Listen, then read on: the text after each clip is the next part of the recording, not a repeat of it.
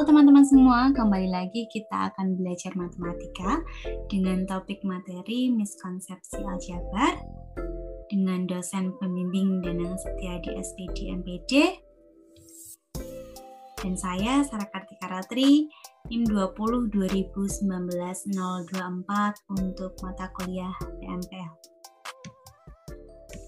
Nah teman-teman, tadi kan di judul ya sudah jelas tertulis tentang miskonsepsi aljabar. Sebelum melangkah lebih jauh, apa yang teman-teman ketahui tentang miskonsepsi? Nah, miskonsepsi sendiri dapat diartikan sebagai suatu interpretasi akan suatu konsep tertentu yang tidak akurat atau tidak sejalan dengan pengertian yang diterima secara umum.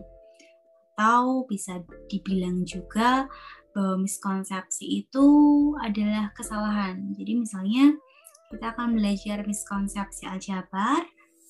Nah, untuk mempermudah penyebutannya, kita bisa sebut dengan kesalahan atau ketidaktepatan dalam pembelajaran aljabar. Seperti itu. Lalu, apa sih aljabar itu? Aljabar merupakan salah satu cabang dari matematika yang mempelajari tentang penyederhanaan serta pemecahan masalah menggunakan simbol yang menjadi pengganti variabel.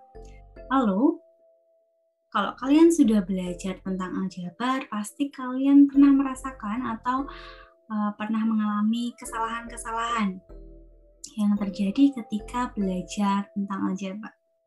Kira-kira teman-teman bisa menyebutkan nggak kalau kesalahan-kesalahan yang teman-teman alami ketika belajar aljabar?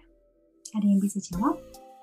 Oke, ini dituliskan ya beberapa miskonsepsi tentang aljabar. Pertama, kesalahan konsep aljabar. Lalu, kesalahan unsur-unsur aljabar. Kesalahan dalam pengoperasian. Lalu, kesalahan dalam mengidentifikasi. Nah, ini ada contoh real ya, contoh nyatanya kesalahan dalam aljabar. Yang pertama, kesalahan konsep aljabar.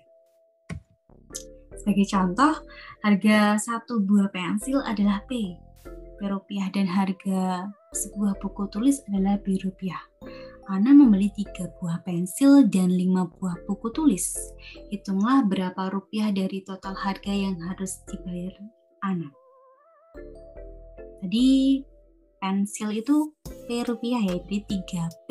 Karena Ana membeli 3 buah pensil berarti 3 rupiah. Kemudian harga buku tulisnya B rupiah berarti 5P karena membeli 5 buah buku tulis. Berarti 3 buah pensil ditambah 5 buah buku tulis itu berapa? Nah, ini ditulisnya kok 8PB. Ini kesalahannya.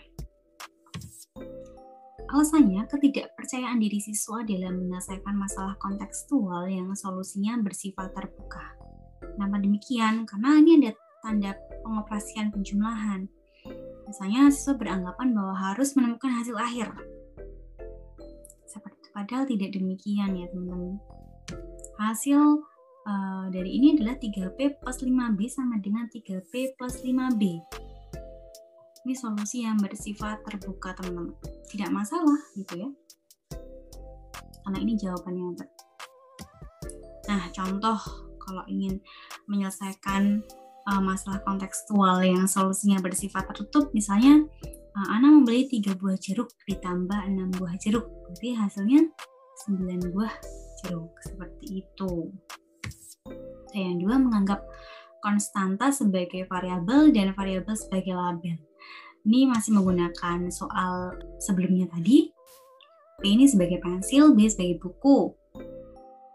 Harga 3P, padahal tadi sudah dijelaskan ya kalau harga pensil ya P rupiah, harga buku ya B rupiah.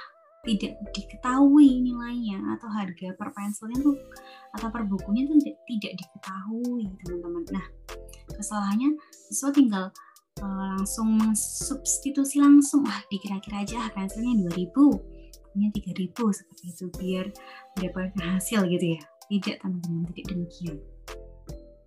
Mengapa terjadi kesalahan? Dikarenakan siswa lebih berfokus pada contoh-contoh soal yang bersifat rutin. Ini masalahnya. Jadi perlu adanya pembiasaan diri dalam soal cerita. Lalu yang ketiga, penyederhanaan dan ekspresi aljabar. Untuk contoh yang pertama, operasi pengurangan terhadap bilangan negatif dan bilangan positif. Sebagai contoh, 3x min 5y ditambah 4x min 6y. Berapa ya hasilnya? Nah, terdapat kesalahan nih. Karena masih banyak ditemukan siswa menyelesaikan dengan mengoperasikan min 5x min 6y, hasilnya min y. Kenapa demikian? Harusnya solusi masalahnya min 5y min 6y. Hasilnya min 11y. Lalu solusi dari soalnya 3x min 5y plus 4x min 6y. Kita dekatkan dulu variabel yang sama. Ini kan ada x ya. X dengan x kita dekatkan. Jadi 3x plus 4x. Lalu variabel y kita dekatkan. Ada min 5y min 6y. Berarti hasilnya 3x plus 4x 7x. Min 5y min 6y min 11y. Solusi dari soal ini ya. Lalu untuk soal yang kedua, operasi perkalian dalam mengalihkan dua bilangan yang memiliki variabel. Contohnya 2x plus 3 dikali 3x min 2. Kira-kira berapa nih hasilnya? Ini ditemukan kesalahan ketika menjawab 2x dikali 3x. Saya menjawabnya 6x karena beranggapan 2 kali 3 6 sama x gitu ya. Padahal tidak demikian teman-teman. Harusnya dari masalah ini 2 kali 3 6. X kali x berarti x-nya x kuadrat gitu ya. Lalu untuk solusi dari masalah ini atau soal ini adalah 2x plus 3 kali 3x min 2 ini dikerjakan dengan perkalian pelangi. Teman-teman di sini harusnya sudah tahu ya perkalian pelangi itu seperti apa. Ini 2x, ambil 2x dulu. 2x kita kalikan ke 3x. Kemudian 2x kali min 2. Ketika sudah, kita pindah ke 3. Ini 3 kali 3x, 3 kali min 2. Mendapatkan hasil 2x kali 3x tadi 6x kuadrat, 2x kali min 2 itu min 4x, 3 kali 3x sama dengan 9x, 3 kali min 2 itu min 6. So, hasilnya 6x kuadrat min 4x plus 9x min 6. Sehingga solusi akhirnya ada 6x kuadrat ditambah 5x min 6. Lalu kesalahan operasi ekspresi aljabar. Contohnya ada J plus A sama dengan 15. Dan 8J plus 7A sama dengan 15. Namun kita akan fokus ke J plus A sama dengan 15. Ini ada jawaban siswanya, J sama dengan 15A dan A sama dengan 15J. Kira-kira benar atau salah? Ya, salah teman-teman. Kenapa demikian? Kegagalan siswa dalam memahami ekspresi persamaan menggunakan tanda sama dengan sebagai suatu persamaan representatif, teman-teman. Namun, pengerjaan yang tepat itu sebenarnya kedua ruas dikurangkan karena ini ya kita akan membuat J sama dengan berarti kita harus menghilangkan A, berarti kedua ruas kita harus kurangkan A sehingga hasilnya J sama dengan 15 min A. Atau kalau kita membuat A sama dengan berarti kita harus apa? Kita kurangkan kedua ruas dengan J. Apa kedua ruas dikurangkan?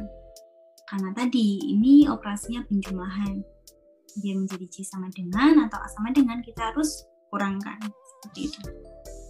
Oke, lalu yang keempat, menganggap variabel hanya merepresentasikan nilai atau bilangan tertentu ya. Sebagai contoh, Via akan membeli buah jeruk dan apel. Dia merencanakan membeli sebanyak 15 buah. Berapa banyaknya masing-masing buah apel dan jeruk yang mungkin dibeli oleh Via? Misalnya ini dianggap sebagai pilihan A, ini pilihan B, ini pilihan C. Kira-kira teman-teman akan menjawab apa? Pilihan A, B, atau C? Oke. Yang benar itu pilihan A. Kenapa? Dikarenakan siswa masih berpaku dalam gagasan variabel tentang sesuatu yang belum diketahui nilainya, sehingga poin B dan C ini tidak tepat. Karena kita belum tahu nilai dari C itu berapa, nilai dari A itu berapa, kita belum tahu. Sehingga solusi yang tepat ya C plus A sama dengan 15. Karena C dan A ini memiliki banyak sekali kemungkinan. Seperti itu. Oke. Yang kelima atau yang terakhir, kesalahan dalam mengidentifikasi masalah. Misalnya ada sebuah soal di bawah ini adalah 3 tower yang memiliki tinggi berbeda dan tersusun dari 2 bentuk, yaitu bentuk segi 6 dan persegi panjang. Berapa tinggi tower yang paling pendek, atau kita misalkan tower kecil ya. Tower A, tower B, tower C. Tower A ini 21 meter, tower B ini 19 meter. Berapa tower C? Kan gitu pertanyaannya. Ini ada kesalahan nih dalam siswa menjawab. Misalnya 2x plus 6y sama dengan 21. Ini 21 berarti dia untuk tower A ya.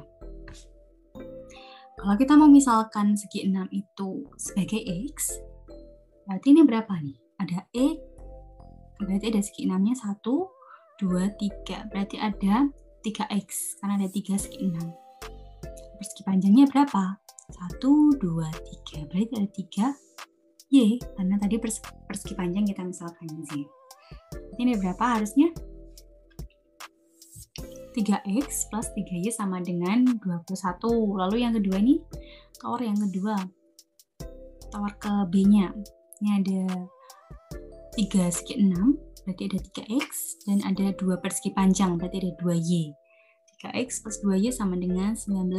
Lalu yang ketiga ini berapa? Ini ada x ya, karena ada 1 segi 6, lalu ada 2 persegi panjang, berarti 2y. X plus 2y berapa? Kan gitu ya. Kalau identifikasi permasalahannya salah, otomatis nanti hasil akhirnya juga salah. Meskipun ini kalau diselesaikan itu bener ya, kalau misalnya bukan ini soalnya. Misalnya soal ini bener loh. Oke, habis 6y kurangi 5y, y. Bener. Dia sudah paham mengenai substitusi, mengenai mencari y, mencari x itu paham, namun dalam mengidentifikasi masalahnya salah, otomatis nanti hasil akhirnya juga akan salah. Nih, alasan kesalahan tersebut tuh dikarenakan rendahnya kemampuan siswa dalam berpikir kreatif, terutama ketika dituntut untuk mengidentifikasi masalah ke dalam konsep matematis, kemudian membuat strategi penyelesaiannya. Nah, demikian mengenai beberapa miskonsepsi dalam aljabar. Kalau sudah tahu, sudah belajar tentang miskonsepsi aljabar, berarti kedepannya ketika ada pelajaran tentang aljabar lagi, harusnya sudah semakin paham ya. Ini ada kata-kata mutiara nih. Masa depan adalah milik mereka yang menyiapkan hari ini. Kalau ada persiapkan hari ini, sebaik-baiknya untuk menghadapi hari esok yang baru. Terima kasih atas perhatian teman-teman semua. Bila ada kesalahan, saya minta maaf dan sampai jumpa.